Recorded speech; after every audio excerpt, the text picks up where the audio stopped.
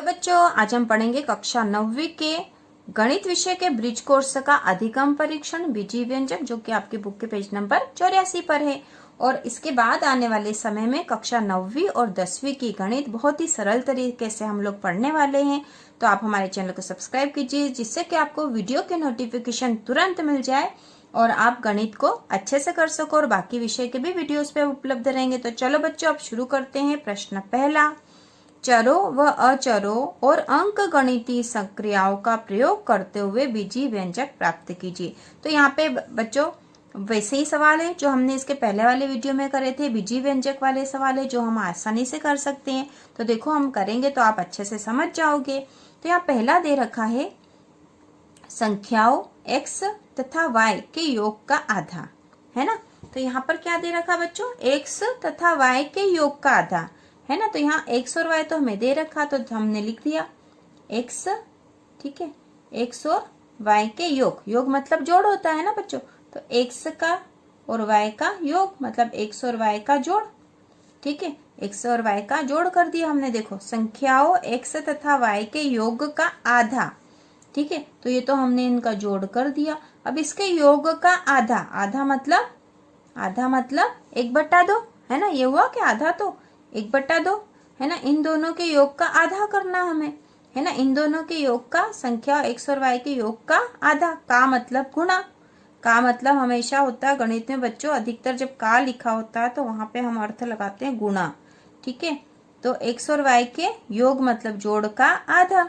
तो हम इसको हल करके बता देंगे हम कि इसका गुणा, एक का गुणा x और y दोनों में होगा, तो इन दोनों में कोई फर्क नहीं पड़ेगा, है ना। तो x धन y का वैसा के वैसा आ जाएगा, बट्टा आ जाएगा 2, है ना, बट्टे आ जाएगा 2। तो x धन y बट्टा 2, तो x और y के योग का आधा, तो ये हमने कर दिया x और y के योग का आधा, ठीक है बच्चों। ये हो गया हमारा सवाल। आपको समझ में आ गया होगा कि हमने क्या करा। यहाँ पे हमने करा है संख्याओं x तथा y के योग, योग मतलब जोड़, इन दोनों का जोड़ करना था, का आधा, इन दोनों के जोड़ का आधा करना हमें।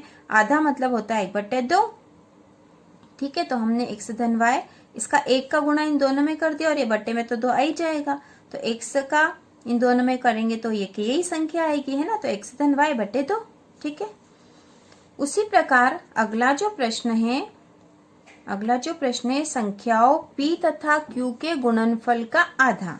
संख्याओं p तथा q के गुणनफल का आधा, तो इनका गुणनफल करना है ना बच्चों, गुणनफल का फिर आधा करेंगे। तो संख्या p तथा q का गुणनफल, देखो ये गुणा कर दिया मैंने, है ना। p और q का गुणा का आधा करना, आधा मतलब 1/2 करेंगे। तो देखो इसको हल कर दो, p और q के गुणा में 1 का गुणा करेंगे तो क्या फर्क पड़ेगा, कुछ नहीं। किसी भी संख्या में 1 का गुणा करते तो वो वही संख्या आती है ना बच्चों। तो यहाँ पे हम कर देंगे p गुणा q, वैसा के वैसा आ गया। 1 का गुणा करा तो इसके बट्टे में आ जाएगा 2, क्योंकि 2 तो बट्टे में है, तो यह सभी के बट्टे में आ जाएगा, ठीक है। ये हो गया, है ना, आसान क्वेश्चन था ये भी। इसी प्रकार जो है अगला, संख्या z को स्वयं उससे गुणा किया जाता है।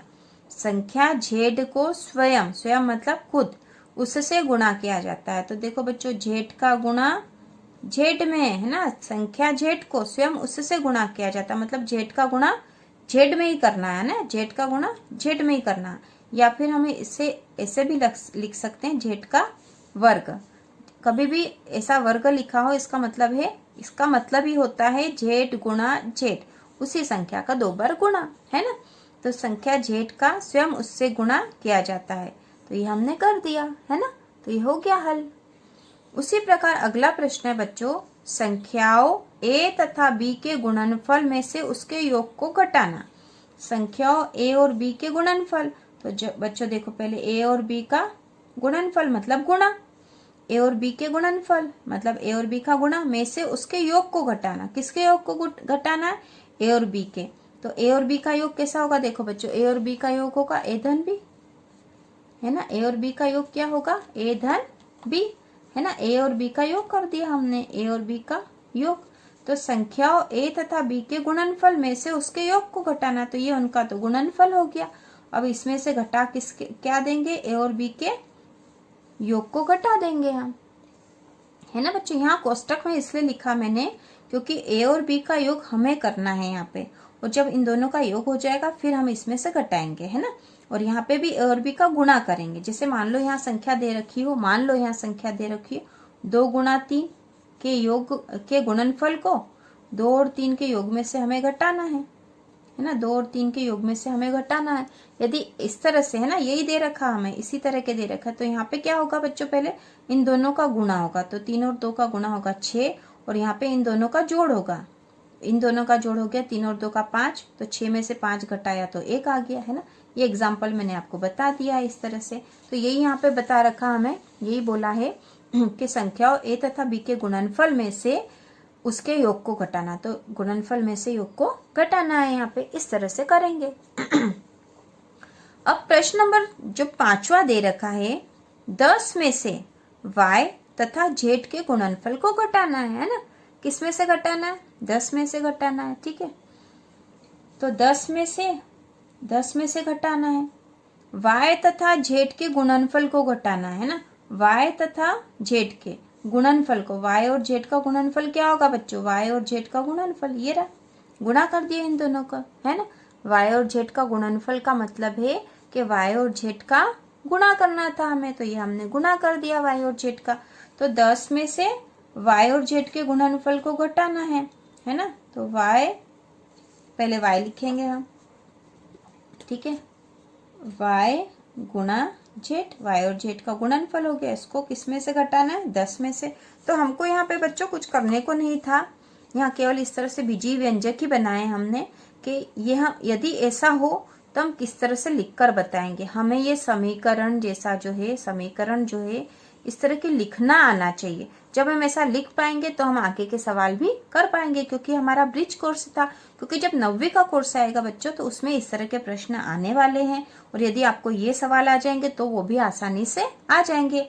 और हमारे चैनल पर अब कक्षा 9वीं के गणित शुरू होने वाला बच्चों, तो आप चैनल को सब्सक्राइब कीजिए, जिससे कि आपको वीडियो की नोटिफिकेशन तुरंत मिल जाए।